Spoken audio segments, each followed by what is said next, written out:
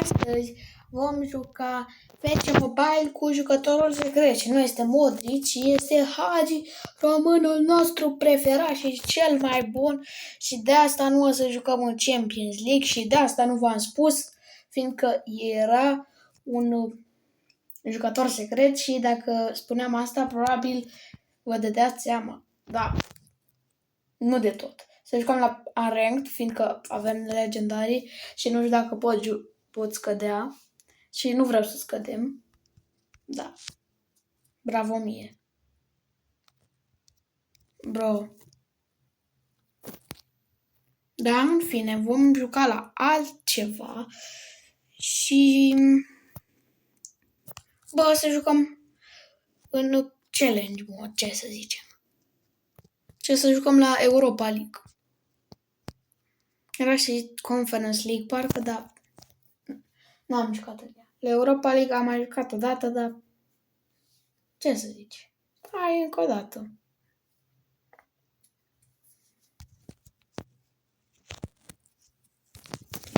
Și da, aici te dă cu boți. Nu am o echipă prea bună, dar nu știu, sunt buni boți. E mai la final, în primele runde. O să-l caut pe Hagi. Deci eu o să-l caut pe Hagi. Vuskovic. Ăsta? Hagi, gata. Ăsta e Hagi, direct. Gata. Bă, mă are 2-0. De ce v-am arătat Hagi meu, că pe care vi l-am arătat din nou?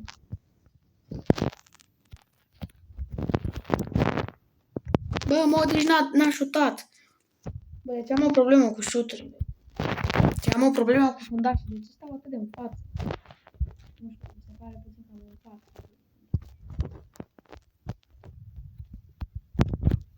Bă, dar efectiv nu. Evander, nu știu ce a făcut, dar pare că nu a făcut prea bine. Ronaldo, aleargă, am crezut că arbitru, de ce mi-a luat mingea? Kimmich e stresat. Ronaldo are mingea. Hagi este pregătit să dea gol. Dacă dădea gol Hagi era prea tare. Bă, cum adică eu am dat-o? Bă, trebuie să dau gol cu Hagi. Atunci chiar era tare.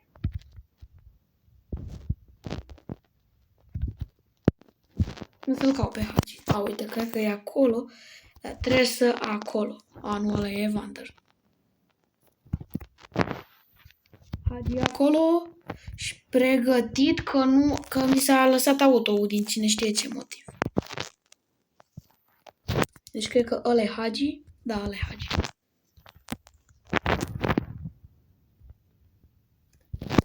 Corner. Băi, măcar vreau să dau un gol cu Hagi. Bă, Hagi nu știu unde e. Da, n-au la faza asta. Deci, efectiv, mi s-a pus auto, fiindcă eu nu știam unde e Hagi și îl căutam. Bă, nu pot ține meciul ăsta mai mult. Ar fi tare să facă cumva să pot juca un meci de o oră jumate, ca în viața reală. Dar ar fi cam lung, dar totuși ar fi destul de tare. Deci o să mai încercăm să dăm gol cu Hagi și nu o să ne pese de adversar, care e bot. Doar vreau să dăm cu Hagi. Ăsta e scopul episodului. Și poate trebuie să fac așa, cum zice în poză. Da, și la Champions League, ei bine, pe episodul trecut am mai jucat un meci, doar că nu s-a filmat din cine știe ce motiv. Așa că... Na. Am câștigat, deci... Nu vă mint eu că n-am vrut să mă fac de rușine. Am câștigat, jur. Mamă, ce în față s-a dus Hagi, mijlocașul nostru preferat român. Mamă, îi dau pas lui Hagi. Haide, Hagi, Hagi. Trebuie să... Cum era? Nu. Nu. Nu. Gata.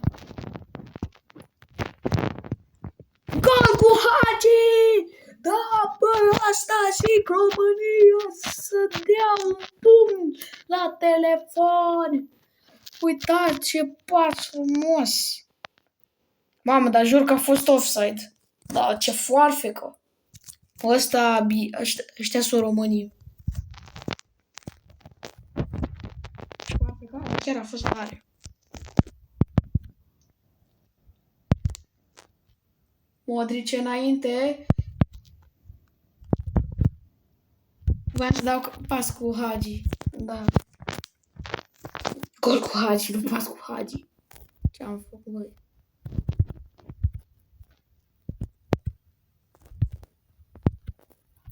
Da, nu întrebați ce am făcut aici.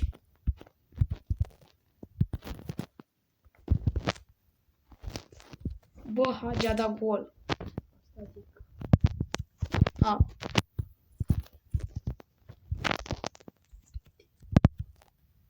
Bă, pas. Haide, Hagi, te aștept. De jur că l-aștept pe Hagi. Asta e Modric, da. Măcar am dat un gol cu cap foarte tare. Să vezi faza aici. Reluare. De jur că ăsta credeam că e Hagi din cine știe ce motiv. Nu știu. Dar e enervant că botul are avantaj de 2 goluri și e greu. Poate cu un avantaj de 1, dar cu 2. Este Modric. Cred că... Este Hagi? Nu. Ăla cred că e Hagi. Da, Hagi. Nu, trebuia să mi-l pună pe Hagi. Măcar spune că eu. Bă, ce cap pătrat. Ia uite, Hagi. Bă. Full time. Te rog, spune că eu încep. Dar ce nume ciudat, nu, Forest. Pădurea direct. Canibalii stau la echipa aia. Hagi are ninja. Deci astăzi țelul nostru trebuie să dăm cât mai multe goluri cu Hagi. Hai da. Haide. Hagi a luat țelul. Hagi a luat aia. Nu!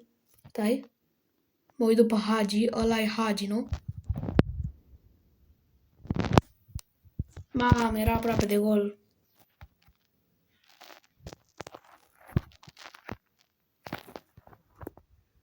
Haide, Beumacher, cum se citește?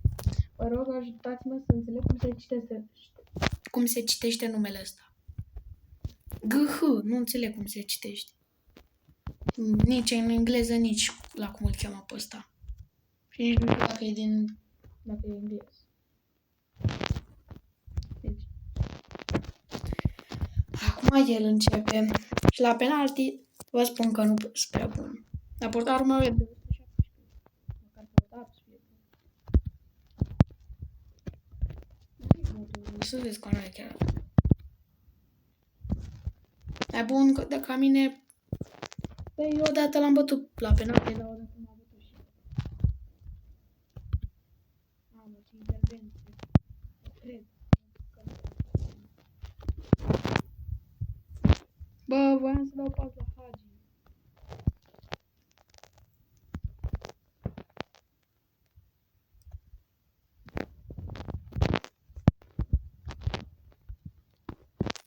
Haide, bă, Hagi, ia aia.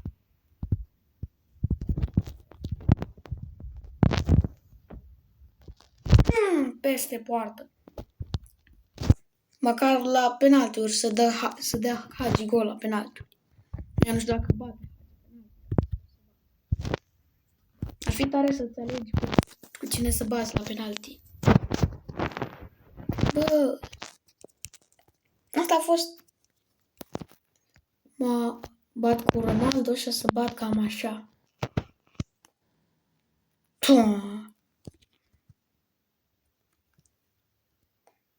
Igor Iezus bate și Mike Man îl cheamă pe el. De puțin pe autoportarul, dar foarte puțin. Evander. Să bat așa. Mamă, dar mereu se duce în direcția opusă. Ăsta nu știu, nu înțeleg ce scrie acolo, dar... Am crezut că e în direcția opusă. Baumachter. Se citește Baumachter, nu? Dar cum faci portare să aluneci?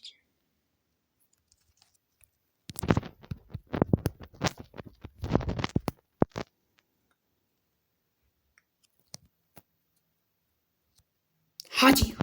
Haide cu Hagi. Hagi a dat gol. Asta se pune, trebuie să zic. Tot gol a fost. Hai să vedem. Bate adversarul.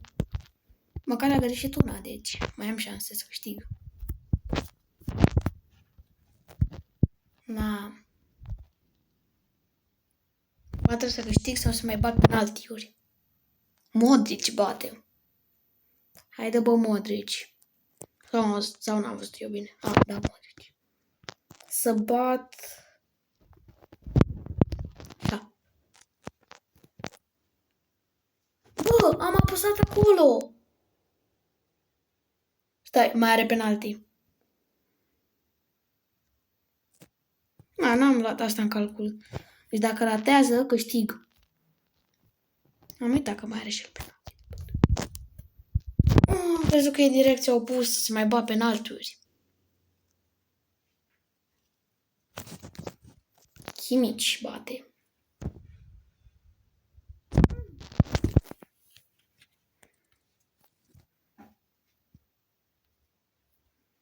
Haide că nu vrem să stăm tot meciul aici.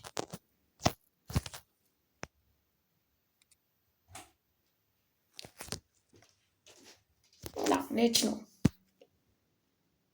Ce pot să zic? Voi n-ați avut un challenge, ați avut avantaj de 2 goluri, deci pot să zic că eu sunt mai bun.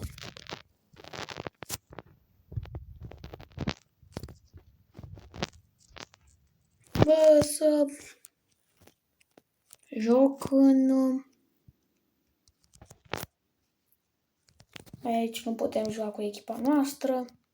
Hai că mai încercăm pe aici. Hai. Și probabil asta va fi ultimul meci de pe episod și sper să ne lase acum să jucăm. Hai. Deci el începe. Vreau să văd orice statistici are.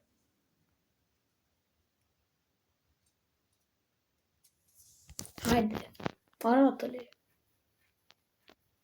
Bun, nu trebuie să arate acum, gen. Era momentul când trebuie să fac asta. Arată-ne, bă. Bă, suntem la egalitate. Că eu sunt mai bun la primele 2 cu 1 și el e cu 2 mai bun la a 3-lea. Suntem cam la egalitate.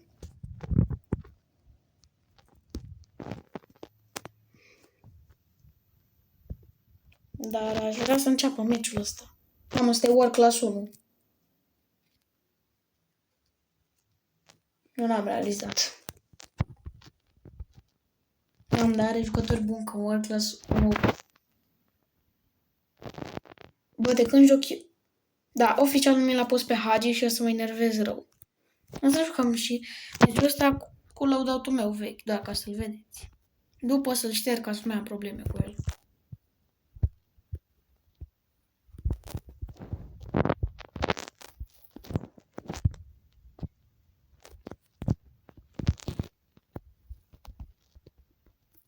Out. Ce face ăsta, n-are net?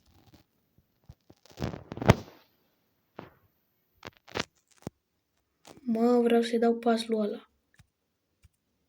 Bă, nu nimeresc.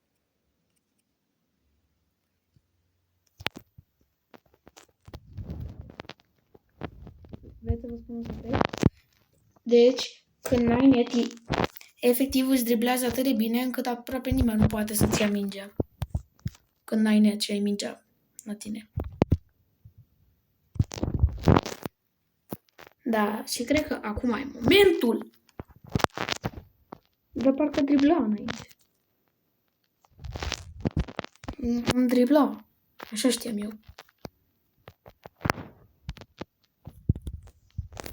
Măcar să câștig meciul ăsta cu vechiul meu logo.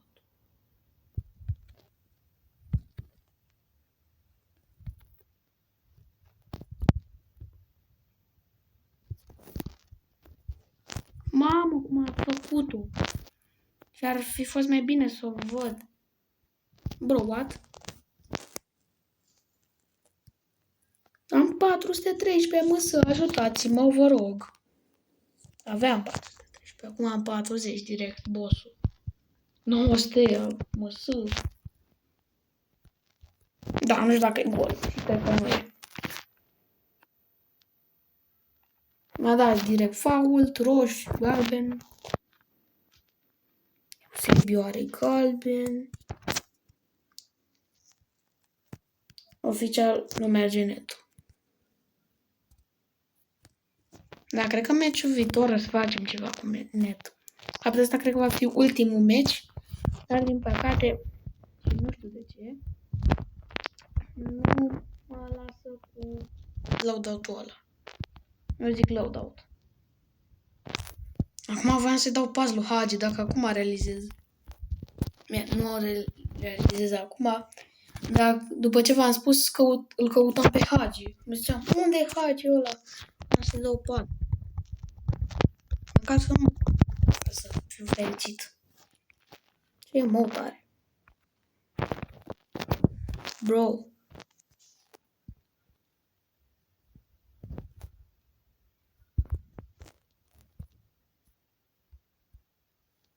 Portarule, du-te după ea.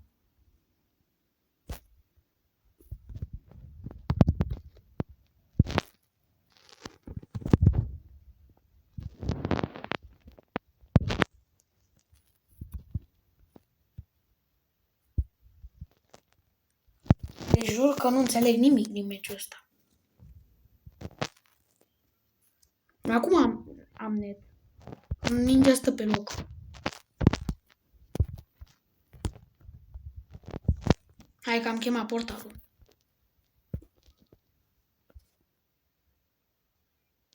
Dar cred că n-a fost o alegere bună să chem portarul, dar...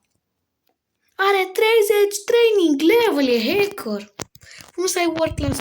Cum să ai 30 training level pe unul? A băgat bani, nu știu, e hacker.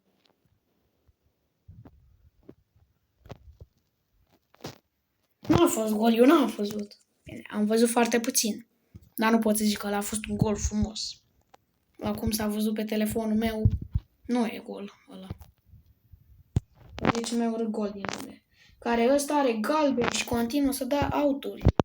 Bă, eu am dat-o? Nu. Refuz să cred că eu am dat autul ăla. Arbitrul ăsta e nebun. Bă, arbitrule, dacă trebuie să te duci în spital, eu n-am nicio treabă. Trebuie să arbitrezi mai bine. Dar fiți atenți că ăsta n-are putere să arunce până acolo. Sau are. Fugi, mă, de acolo. Gata, chem portalul. Bro. Are 26 level training. Bă, de aveam 28 pe Ronaldo, ce să zic. Pe episodul ăsta să cumpăr o chestie. Mai nu dacă se poate cumpăra. Să văd dacă se poate cumpăra și apoi o să fac 30 level pe Ronaldo training. Și să fac cumva ca să-mi pun loadout. Dar nu știu dacă să fac pe episod.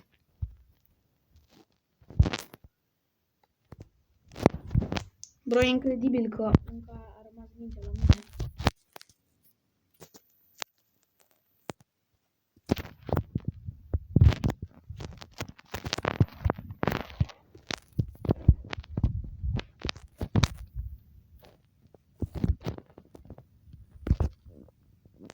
Ce centrare, care nu e centrare. Haide cu un gol. Ce a fost asta? Craci la Ronaldo, direct full time, în care o să fac o treabă. important și să fac level 30 training pe Ronaldo. Urgent.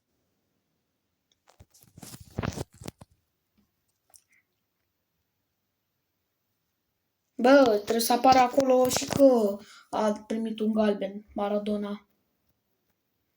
Deci să nu te aud, Maradona e un om rău care a făcut galben. Nu, deci trebuie să mă uit urgent în echipa mea. Și după să cumpăr aia. Păi costă, joc 451, Hagi. Stai puțin. Parcă la aici, sau nu aici, la Team Editing, la Lineups. Da, asta de 118. Ia uite. Hagi, unde e, mă? Vreau să dau delete. Și la asta.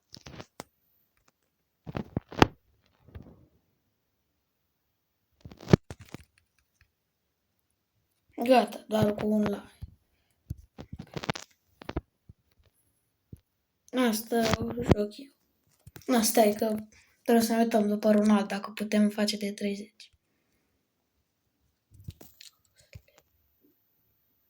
Pot face maxim 28. Adică 29.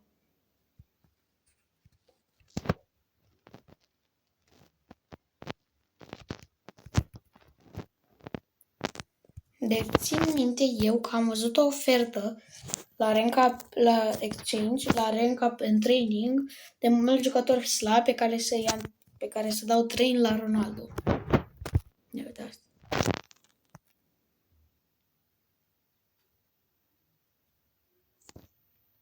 E bine că dau Exchange.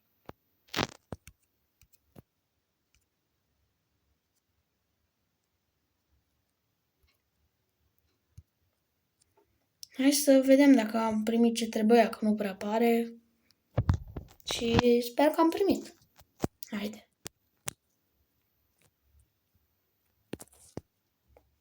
Training. Încă nu pot face, glumești cu mine, de mama mea. Bine, încă nu, dar o voi face. Dau de 3 ori ca să fiu sigur. Sau de 2 ori ca să...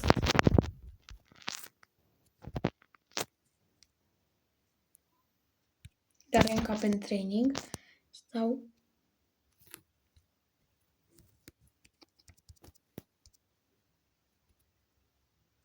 Ce să mai dau o dată? Haide, acum...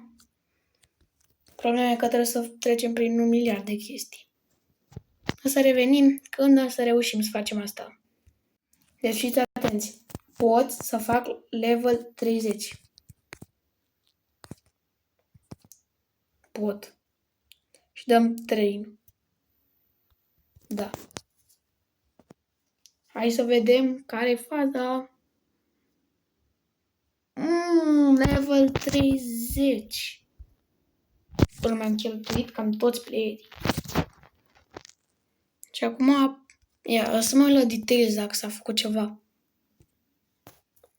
Skills, nu i-a dat skill points din păcate.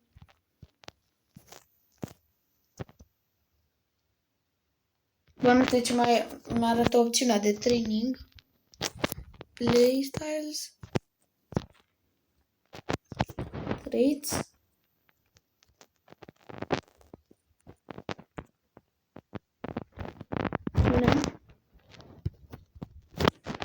Da, nu știu ce s-a întâmplat. Nu știu dacă mi-a dat ceva foarte tare, dar totuși level 30 pe un din ăsta e mult. Și dacă mă gândesc, vreau să văd câte rank points-uri am. Da, 195. Apropo, am dat un upgrade-ul Hagi.